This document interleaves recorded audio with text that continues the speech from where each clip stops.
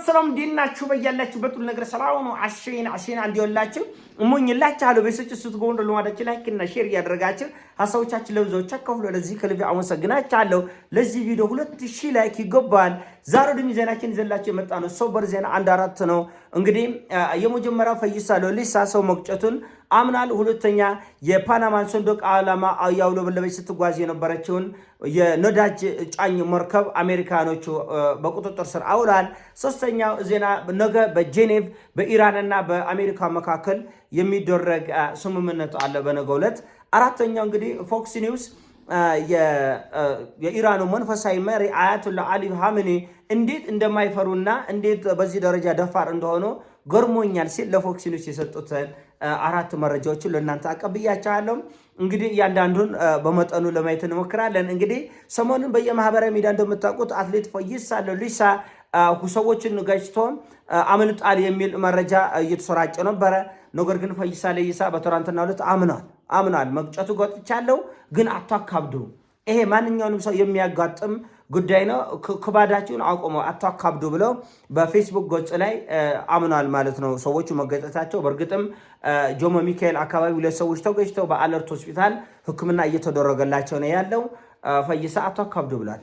ወደ ሁለተኛው ጉዳይ ስንዘር እንግዲህ በትናንትናው ዕለት አሜሪካኖች እንደ ልማዳቸው እንግዲህ ህጋዊ ዘረፋ ማለት ይቻላል።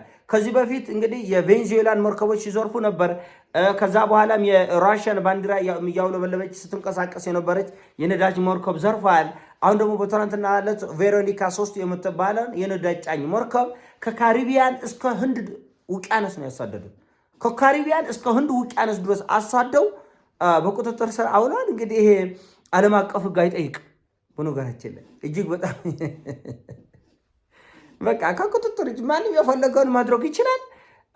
ለሌሎች ሲሆን ሁሉ ነገር ወንጀል ነው። ለአሜሪካ ሲሆን ሁሉ ነገር አሸወይና ነው። በጣም የሚገርም ነው፣ የሚያስደንቅ ነው።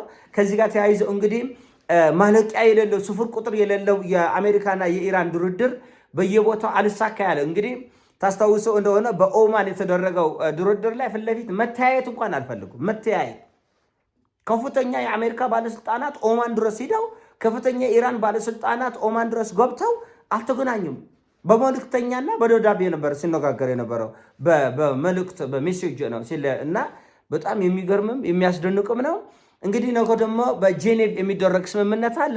በዚህ የጄኔቭ ስምምነት ላይ ኢራን የተወሰነ ለመቀራረብ ሸውረክ ለማለት ዲፕሎማሲያዊ ጨዋታ ነው በነገራችን ላይ ሞክራለች። እንግዲህ ኢራን ሰላም ወዳድ ነኝ፣ እኔ ሰላም ነው የምፈልገው፣ ወደ ጭፍጭፍ ወደ እልቂቱ መግባት ተገቢ አይደለም፣ እንቀራረብና አብረን እንስራ የሚል የዲፕሎማሲ ጨዋታ የኢራን ሰዎች እየተጫወቱ ነው። የውጭ ጉዳይ ሚኒስትራቸው እንግዲህ ነገ ወደ ጄኔቭ ይሄዳሉ።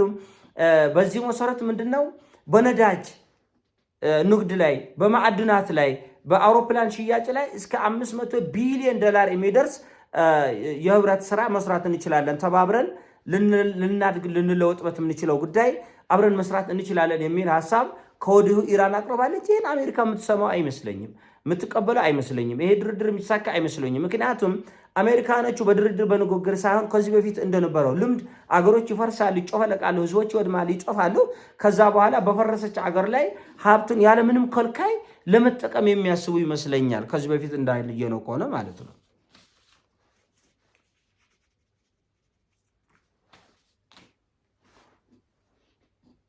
ከዚህ በፊት እንዳየነው ከሆነ በሊቢያ እንዳየነው ከሆነ በኢራቅ፣ በሶሪያ፣ በየመን በተለያየ ዓለም እንዳየነው ከሆነ በቬንዙዌላም ሰሞኑን እንደሞከሩት እንዳደረጉት አገርን ማፍረስ ማናወጥ፣ ከዛ በኋላ የፈለጉትን ሀብት መውሰድ እንደዛ ከሆነ ቬንዙዌላ ላይ እኮ ያለምንም እፍረት ያለምንም ነውር በቃ ወስደነዋል እና ነዳጁን ለኛ ተሰጥቶናላችሁ በቃ ቃል በቃል ማለት ነው።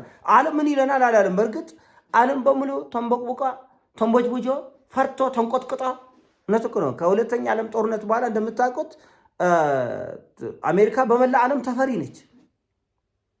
መላ ዓለም ኔቶ አውሮፓ ህብረት ሁሉ ሳይቀር ያጎበድዳል፣ ያሽወረጉዳል። እውነቱ ለመነጋገር የአሜሪካ ሀያልነት ፍጹም ነው። ለመጀመሪያ ጊዜ የተሰፋፈጡት ከኢራን ጋር ያው ራሽያ ጋርና ቻይና ጋር ልካቸው ታውቀው ነው የኖሩት።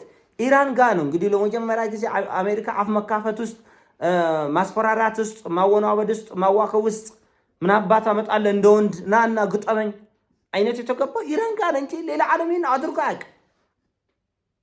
በዓለም ላይ አንነጋገር ተብሎ ተለምኖ እምቢ ያለ እኮ የኢራኑ መንፈሳዊ መሪ አያቱላህ ሆሜኒ ካሚኒ ብቻ ነው። ተደርጎም አይታወቅ። አልፈልግም ወደዛ አንተ ጋር መነጋገር። ከመታኝ እመታለሁ፣ በቦክስ ከመታኝ አይንን እመታለሁ፣ አጠፋለሁ ተብሎ ከሁለተኛ ዓለም ጦርነት ወዲህ የመጀመሪያውን የአቶሚክ ቦምብ የያዘች አሜሪካ ነች። ከፍተኛ ደረጃ የተቀናጀውን $1 ትሪሊየን በጀት ያለው ጦር የአሜሪካ ነው። ይህን ሀያል ጦር መናገር እንኳን በጣም ከባድ ነው። ኢራኖቹ ብቻ ነው ይህን የሞከሩ ያደረጉትም። አሜሪካ መታ ኢራንን ስትመታ ኢራኖቹ የአሜሪካን የጦር በዞች ኳታር ላይ ደብድቧል። አሜሪካ ሸብረክ ብላ ለመጀመሪያ ጊዜ እባካችሁ እንደራደር በላይ የለመነች ኢራንን ብቻ ነው። ያው የራሽያ ታወቀ ነው። ራሽያ እና ቻይና ጋር እዛ ደረጃ የሚያሳፍጥ ምንም ጉዳይ የለም። መሰፋፈጥ ለዓለም ይፋ ያደረገችና የመጀመሪያው መንገድ የከፈተች ኢራን ነች። እንግዲህ የአሜሪካ የጦር በጀት ሰቅጣጭ ነው። ከዓለም አንደኛ የምትባል አሜሪካ ነች። ከዛ ቀጥሎ ያለው ቻይና፣ ሩሲያ፣ ካናዳ፣ እንግሊዝ፣ ጆርመን ምናምን ተብለው እስከ 10ኛ ያሉት እስከ 8ኛ ድረስ ያሉት ተጮፍልቀው የአሜሪካን በጀት አያክል። አይገርማችሁም? የአሜሪካን በጀት አያክልም። በተለይ ከዚህ ከ9/11 በኋላ የአሜሪካ መንግስት ፉልታይም በቃ ጦርነት የሙሉ ሰዓት ስራ አድርጎታል። ማለት ሙሉ ዝግጅት በቃ ጦርነትን ሙሉ ዝግጅት የቅድሚያ ተሰጥቶ ነው ለጦር ኃይሉም ይሄን ያህል ደረጃ እንዲፈረጥምና እንዲደራጅ ተደረገ። ይሄንን ኢራኖች ነው ለመጀመሪያ ጊዜ እንዲህ ያለውን ሰፋጣ ያስተዋወቁት ለዓለም። ማንም ምንም ማያመጣም፣ እንደ ወንድ እንጎጥማለን፣ ከመታን እንበቀላለን። ያስፈራራሉ ኢራኖች። ምንም አታመጡ ምን አግጠም ይላል። አሜሪካኖች ያስፈራራሉ፣ ኢራኖች ያስፈራራሉ። አሜሪካኖች ይተኩሳሉ፣ ኢራኖችም ይተኩሳሉ። ዓለም ደግሞ ትክክለኛ መንገዱ ይሄ ነው፣ መሆን የሚገባ ይሄ ነው። ተከባብረህ ነው የምትኖረው እና ተጎቢነት ያለው አይመስለኝም ይሄ አካሄድ። የጨፍላቂነት የደፍጣጭነት በእርግጥም በጣም አዋጩ መንገድ እሱ ነው። አሁን ኢኮኖሚያቸውን $ትሪሊየንስ ሊያስገኝ የሚችለው የሆነ አገር ጋር ጦርነት የሆነ ሰበብ ትከፍታለህ፣ በሰበቡ ትገባለህ፣ ከዛ አገሩ ይፈርሳል። በቃ ባለቤት የሌለው ንብረት ማለት ነው። ባለቤት አሁን የሊቢያ ነዳጅ ምን ባለቤት አለ? የለውም። የተራበ ሁሉ ዝም ብሎ ይሸጧል። ምንም ችግር የለም። የኢራቅ ነዳጃ ምን ባለቤት አለ? የለውም። ኢራን አገር እንደ ሀገር እኮ የለችም። ስለዚህ የደፍጣጭነት ሚና ለውጥ ሊፈጥር አይችልም። በምንም መልኩ ለውጥ ሊፈጥር አይችልም። ይሄ የደፍጣጭነት ሜንታሊቲ ነው።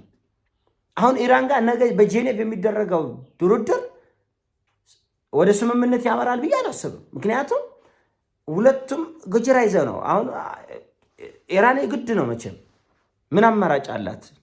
አሜሪካኖቹ ከዚህ በፊት የነበራቸው ከሁለተኛ የዓለም ጦርነት በኋላ የነበራቸው ልምድ የደፍጣጭነት ሚና ስለሆነ ኢራን ያንን የመደፍጠጥን ሀሳብ ልትቀበል ስለማትችል ባላት እውቀትና ቴክኖሎጂ ኢኮኖሚ አቅም የፈቀደላትን መሳሪያ ሁሉ ወደ ጦር ሜዳ ይዛ የመቅረብ ግዴታዋል። ምንም አማራጭ ዝም ብለህ ስትጠፋ እኮ አታይም።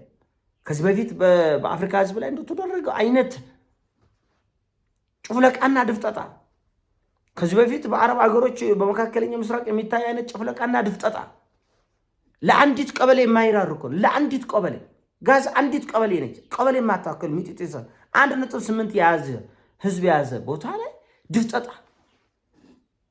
ተመልከቱ። እና ይሄ ነገር መላ ያለው ነገ ከነገ ወዲያ እንዲህ ያለው ተስፋ ይገኝበታል ተብሎ ለማሰብ ከባድ ነው። ኢራን ከዚህ በፊት በነገራችን ላይ ከ11,000 ኪሎ ግራም በላይ የሚመዝን የተብላላ ዩራኒየም ለሶስተኛ አገር ስጭ ተብላ በግድ ተብሎ ተሰጥቷል። የተሰጠው ለራሽያ ነው። ደግነቱ ቱርኮቹ አሽቄዎች